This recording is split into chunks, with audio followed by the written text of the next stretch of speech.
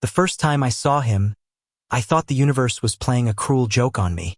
Nobody had the right to look that good while carrying a cardboard box of office supplies. Yet there he was, stumbling through the lobby like a scene straight out of a rom-com. Except he was real, and he was walking right into my life. The problem? He was my new coworker. His name was Ethan Blake. Fresh-faced, charming in that infuriating way people only are when they don't know how magnetic they look. He had the kind of smile that could melt winter itself, and every time he flashed it across the room, my chest tightened with something I refused to call hope. Hope was dangerous. Hope made you weak. I already knew better. You don't survive 7 years in corporate America, especially in a cutthroat Manhattan firm, by letting your guard down just because some guy knows how to wear a tie without looking like he's suffocating. But the thing was, Ethan wasn't like the others. He didn't move with that shark-like hunger that seemed embedded in everyone's veins here. He had this softness in his eyes, a kind of openness I hadn't seen in a long time. Scared me more than it should have.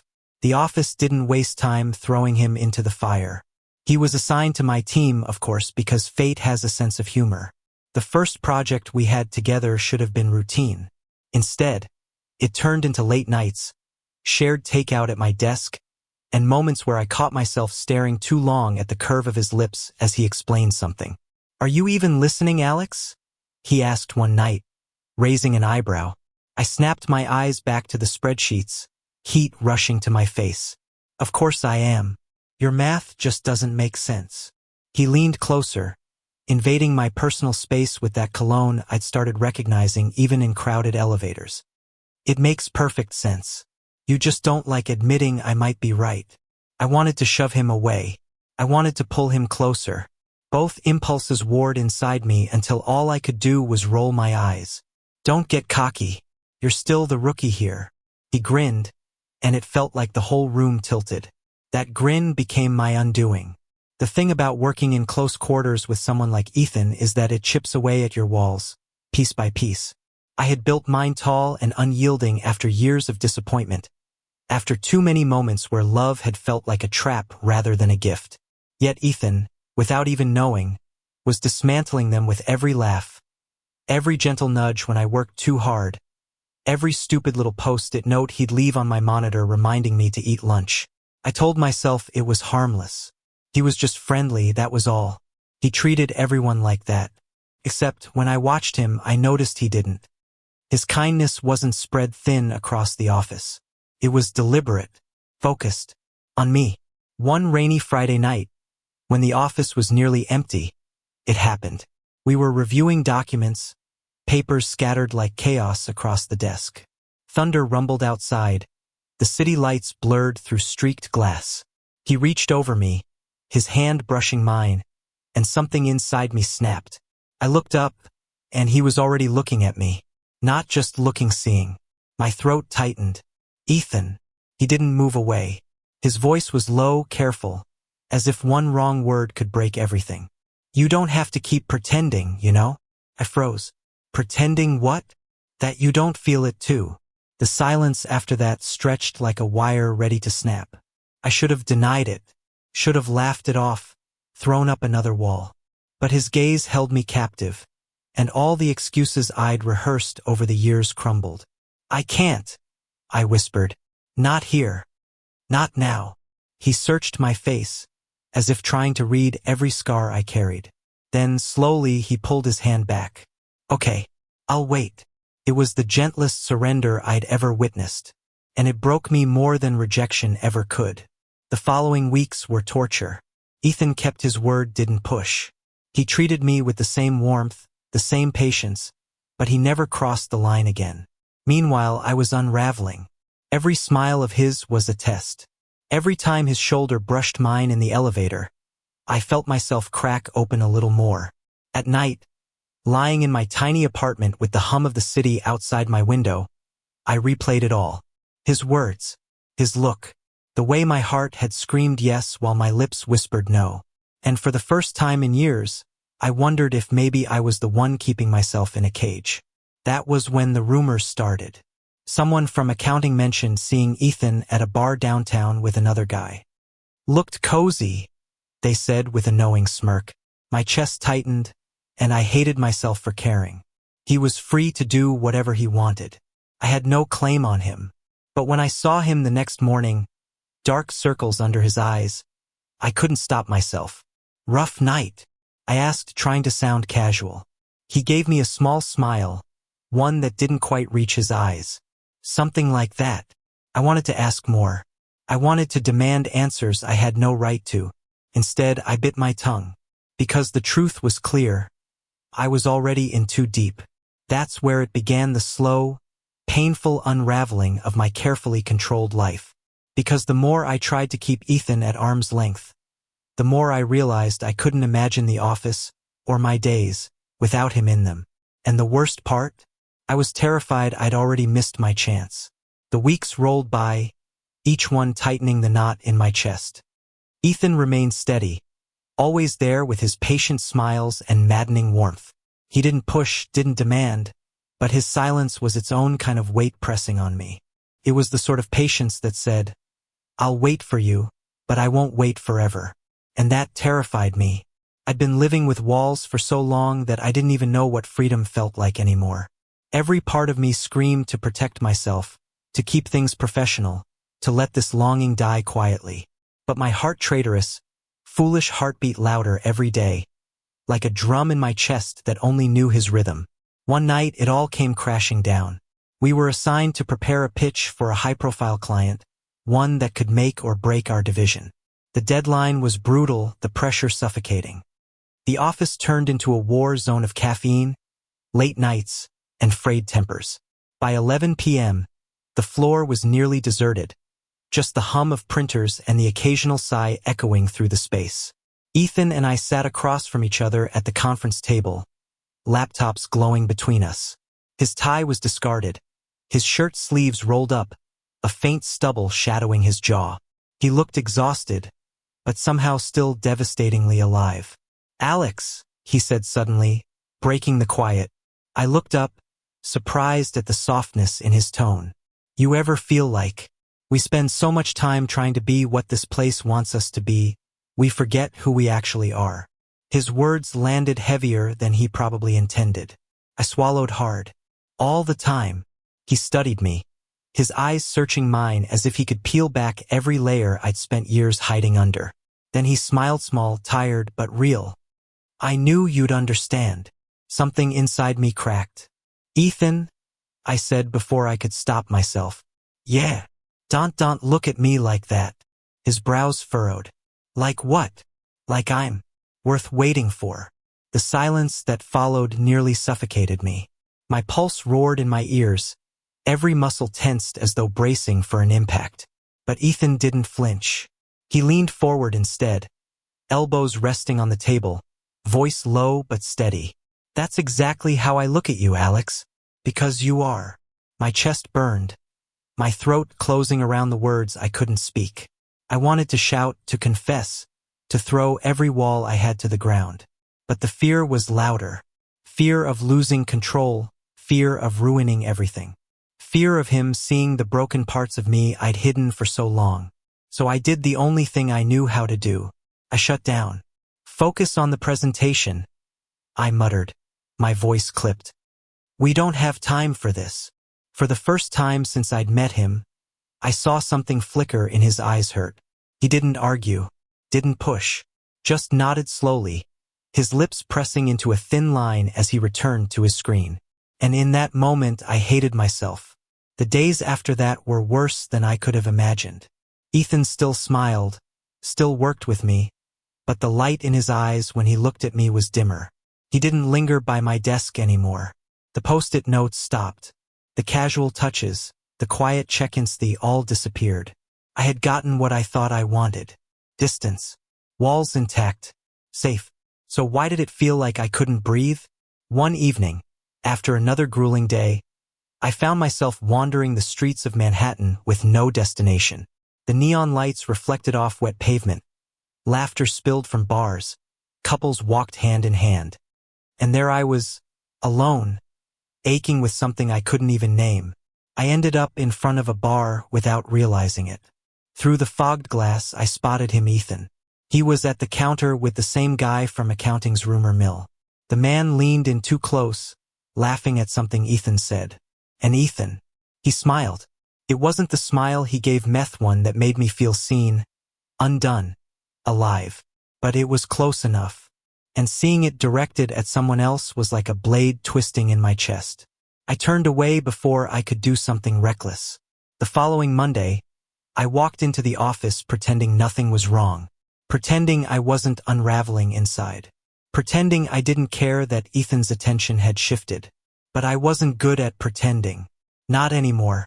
When I caught his eye across the bullpen, my breath hitched. He gave me a polite nod, nothing more. Just a coworker acknowledging another coworker. The distance was clear, and it broke me in ways I didn't expect. That night, sleep wouldn't come. My apartment felt suffocating, the walls closing in with every tick of the clock. I tossed and turned, replaying every moment with Ethan in my head. His laugh, his touch, his words, "That's exactly how I look at you, Alex. Because you are." By 2 a.m., I was pacing the living room, my chest tight with the weight of everything unsaid. The truth I'd buried for so long clawed its way to the surface, refusing to be silenced. I wanted him. I wanted the way he made me feel alive. I wanted the way he saw me, not as the guarded, untouchable professional I pretended to be, but as the flawed, vulnerable man I really was. And for the first time, I admitted it to myself. I was in love with Ethan Blake. The realization didn't fix anything. If anything, it made the following week harder. Every time I saw him, I wanted to reach out. Every time I heard his laugh, I ached to be the one causing it. Every second I spent near him was torture. The breaking point came during the client pitch. We nailed it, of course we did. Ethan was brilliant, confident, magnetic. The clients ate out of his hand, and I watched with something between pride and longing burning inside me. When the meeting ended, the whole team celebrated. Laughter, champagne, pats on the back. Ethan stood across the room, surrounded by people congratulating him. He looked up, met my eyes. For one heartbeat, it was just us in the room again. And in that heartbeat, I knew I couldn't keep pretending anymore. Later, when the crowd had thinned, I found him in the hallway, leaning against the wall, tie loosened, champagne flute still in his hand. "Ethan," I said, my voice rougher than I intended. He looked up, expression unreadable. "Alex." I took a breath that felt like it might split me open. "I'm sorry." His brows knit. "For what?" "For pushing you away. For making you feel like you weren't worth it." My throat tightened, but I forced the words out. "You are. You've always been." The silence between us was heavy, but this time, it wasn't suffocating. It was alive, electric, trembling with possibility. "Alex," he whispered, as if tasting my name. I stepped closer, my heart pounding so loud I thought it might give me away. "I don't know how to do this," I admitted. "I don't know how to let someone in, but I want to try. With you." His eyes softened, and for the first time in weeks, I saw that light return. He set down the glass, straightening. Then, slowly, he reached for my hand. His fingers brushed mine, tentative, questioning. I didn't pull away. When our hands finally linked, the relief that washed through me was overwhelming. "You don't have to know how," he said gently. "We'll figure it out. Together." And for the first time in a long time, I believed it. But if life had taught me anything, it was that happiness never came without a fight. Because the very next day, everything threatened to come crashing down. The morning after that fragile, intimate moment in the hallway, reality stormed back with sharp edges. I arrived at the office early, hoping the quiet would give me space to process what had just happened between Ethan and me. But instead of peace, I was greeted with whispers. Whispers that grew louder as I passed clusters of coworkers. "Did you hear?" someone murmured. "Yeah, about Blake and Morgan.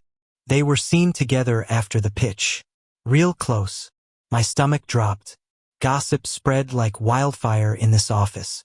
And once it took root, it didn't die, it festered. By the time I reached my desk, an email from HR was already sitting in my inbox, marked urgent. My pulse pounded as I clicked it open. A reminder about professional boundaries. About the company's stance on relationships between colleagues. I didn't need a signature to know exactly who had triggered this. Someone had reported us. And just like that, the fragile hope I'd allowed myself the night before began to splinter. When Ethan walked in later, all easy confidence and warmth, I couldn't even meet his eyes. He dropped his bag, glanced at me, and frowned instantly. What's wrong? I shoved my laptop open, pretending to be engrossed. Nothing. Just a lot to do. He didn't buy it. I could feel his gaze on me, heavy and questioning. But with the office buzzing around us, neither of us could say anything. Not there. Not like that. By noon, the tension between us was unbearable. I avoided him in meetings, gave him clipped responses, acted like he hadn't just held my hand in a hallway less than 24 hours ago. It was cruel and I hated myself for it. But fear had its claws in me again. That night he showed up at my apartment. I hadn't even changed out of my work clothes when the knock came. Reluctantly, I opened the door and there he was, rain-soaked, his hair plastered to his forehead, eyes blazing. "Are you going to tell me what the hell is going on?" he demanded. "Or do I have to drag it out of you?" I froze. "Ethan, no. No more excuses. No more walls. You don't get to hold my hand one night and then treat me like a stranger the next morning." His voice cracked slightly, the rawness behind it cutting deeper than any anger could. "I deserve better than that." I swallowed hard, my throat dry. "You don't understand. They know, Ethan. People saw us. HR sent me an email today." For a second, he just stared at me. Then, slowly, he shook his head, water dripping from his hair. "So what? We did nothing wrong. You think a smile, a hand on yours, is some scandal? You don't get it?" I snapped, louder than I meant to. "This place, it eats people alive. You slip once, they tear you apart. I've worked too damn hard to lose everything because of this." His jaw clenched. "Because of me, you mean?" I flinched. "I didn't say that. You didn't have to." His voice was quiet now, wounded. "You're so scared of being seen, Alex. You'd rather push me away than take the risk. But here's the thing, I can't keep fighting for something you won't even admit you want." The words hit like a fist to my gut. My chest ached with the weight of them, but all I could do was stand there, silent, as he turned and walked away into the rain. And just like that, he was gone. The days after were unbearable. Ethan was still at the office, still professional, still brilliant. But the warmth between us was gone. He kept his distance, his smiles polite, his laughter shared with others but never with me. It was exactly what I thought I wanted. And it was hell. At night, I'd lie awake, replaying our last conversation, every word of his echoing in my head. "I can't keep fighting for something you won't even admit you want." The truth gnawed at me. I wanted him. God, I wanted him more than I'd ever wanted anything. But wanting and having were two very different things, and fear still held me hostage. Then came the breaking point. A month later, our firm hosted a corporate gala, black tie, expensive champagne, all the fake glitz money could buy. I showed up in my tailored suit, mask firmly in place, ready to smile and shake hands until my face ached. But when I walked in and saw Ethan across the ballroom, my mask cracked. He looked devastating. A fitted tuxedo, hair slicked back just enough to reveal the sharp line of his jaw, eyes catching the light like amber fire. And beside him someone new. A tall, polished man with a practiced smile and a hand that lingered too easily on Ethan's arm.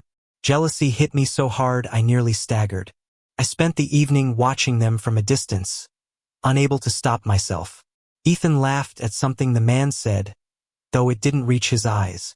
Still, the sight of it gutted me. I tried to distract myself with meaningless conversations, but my focus kept drifting back to him, to them, until finally, I couldn't take it anymore. I found him near the balcony, the other man momentarily gone. The city stretched out behind him, glittering like 1,000 secrets. "Ethan," I said, my voice rough. He turned, surprise flashing across his face. Then his expression cooled. Polite. "Alex." I hated the distance in his tone. Hated that I had caused it. "Can we talk?" I asked, desperate. He studied me for a long moment, then sighed. "What's there left to say?" "Everything," I blurted out. "Everything I've been too much of a coward to admit." His eyes narrowed slightly, skeptical, but he didn't walk away. So I stepped closer, heart hammering. "I was scared," I confessed. "Scared of being seen. Scared of losing everything I built.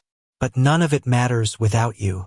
The job, the reputation, the safety, it's all empty if I can't." My voice cracked, raw and trembling. "If I can't have you."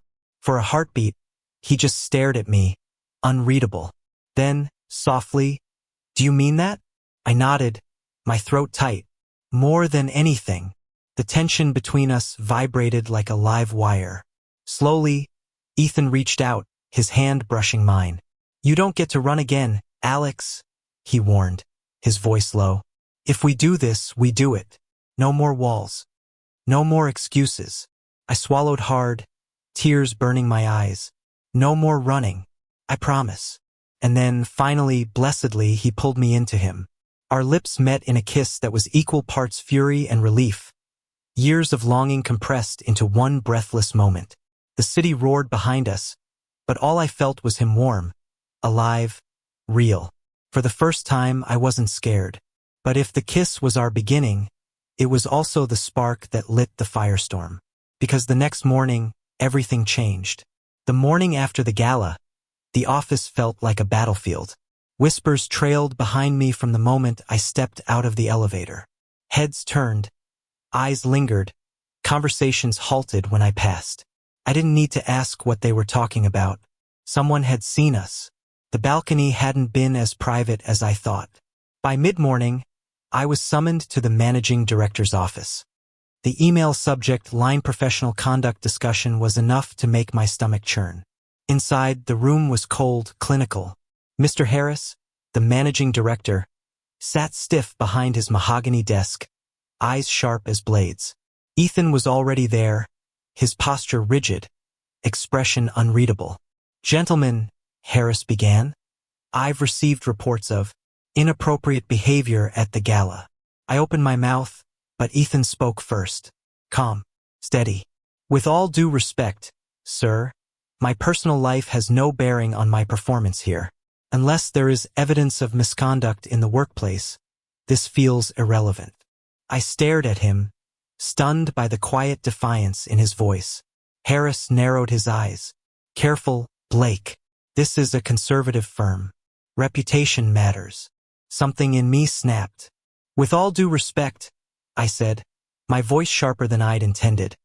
"We closed the biggest deal of the quarter because of Blake. His reputation is already an asset to this firm.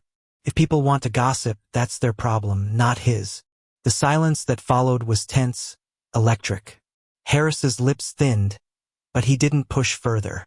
"Very well, but be mindful. Both of you. We can't afford scandal." Dismissed. Just like that. We walked out together, but the hallway between us felt miles wide. Finally, Ethan stopped, turning to face me. His eyes burned, equal parts frustration and hurt. "Do you see now?" he asked quietly. "Why I didn't want to hide. Why pretending was never going to work." I swallowed hard, guilt heavy in my chest. "I see it. Too late, maybe, but I do." His expression softened, just slightly. "Then prove it. Not to them. To me." Proving it wasn't easy.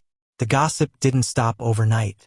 Some colleagues were supportive, whispering encouragement when no one else was listening. Others were colder, their smiles tighter, their tones clipped. HR sent another reminder email, thinly veiled but pointed. Through it all, Ethan stood tall, unflinching. And I tried God. I tried to match his courage. To show him I wasn't going to run this time. Started small. I stopped flinching when our shoulders brushed in the hallway. I let myself laugh with him in meetings. Let the warmth between us exist in plain sight. And then, one Friday evening, as we left the building together, I did something that once would have terrified me. I reached for his hand. In front of the security guard. in front of anyone who might have been watching. My palm pressed into his, steady, certain. Ethan's breath hitched, his eyes wide as he looked at me. And then, slowly, a smile spread across his face, the smile that had wrecked me from the beginning. That night, we walked the streets of Manhattan hand in hand, like the world had finally, mercifully, given us permission. But life wasn't a fairy tale. A week later, I got a call from Harris. He didn't mince words. "Alex, your career trajectory here depends on perception. If you continue down this path, it will cost you promotions, opportunities, maybe even your position." For a long time, I just sat there, phone pressed to my ear, the weight of his warning crushing me. Then I looked across the room at Ethan, who was sitting on my couch, reading a book with a contented little frown between his brows. He glanced up, caught my eye, and smiled. And just like that, the choice was clear. I hung up without a word. The fallout came quickly. I was passed over for a leadership role I'd been working toward for years. The sting was sharp, but it didn't destroy me. Because at the end of the day, when I walked out of that building, Ethan was waiting for me. And for the first time, I realized that maybe success wasn't about climbing the tallest ladder, but about finding something or someone that made the climb worth it. Months passed.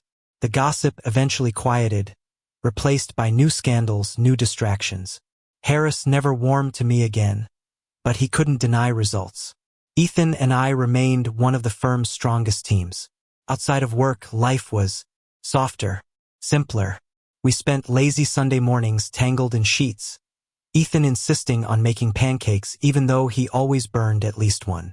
We argued over Netflix choices, over whose turn it was to do the dishes, over whether pineapple belonged on pizza. It did. He hated it. We compromised sometimes. And slowly, the fear that had ruled me for so long began to fade. Because love, I realized, wasn't a weakness. It was the bravest thing I'd ever chosen. The turning point came on a crisp fall evening, almost a year after we first met. We were walking through Central Park, leaves crunching beneath our boots, the air sharp with the promise of winter. Ethan was quieter than usual, his hand warm in mine. Finally, he stopped beneath a canopy of golden leaves, turning to face me. His eyes searched mine, steady and unflinching. "Alex," he said softly, "do you still feel like you're running?" I shook my head, no hesitation.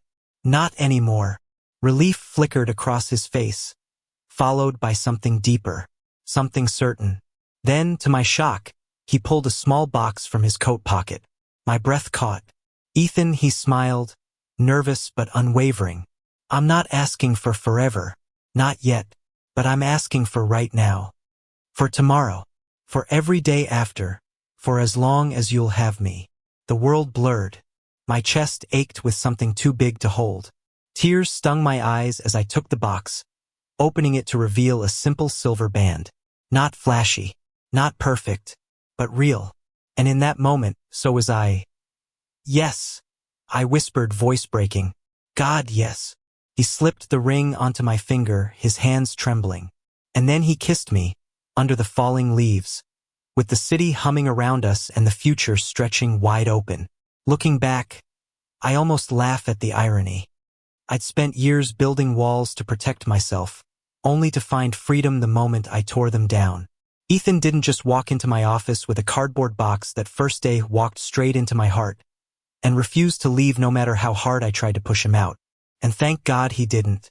Because now, when I wake up to his sleepy smile, when I hear his laugh filling our home, when I feel his hand steady in mine, I know one thing for certain. I didn't just fall in love with Ethan Blake.